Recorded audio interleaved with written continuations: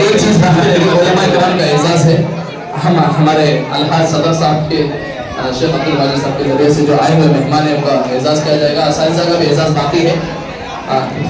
मैं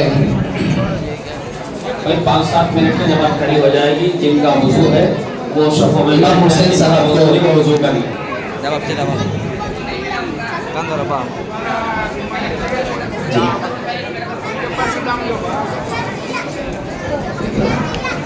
भी बच्चे बैठे हैं, इनाम मैं दूंगा इंशाल्लाह। बैठो, हमारे क्लास वाले बच्चे बैठ रहे हैं, बच्चे बैठ जाएं, 2 मिनट के लिए बैठ जाएं। हमारे पास जो बच्चे पढ़ते हैं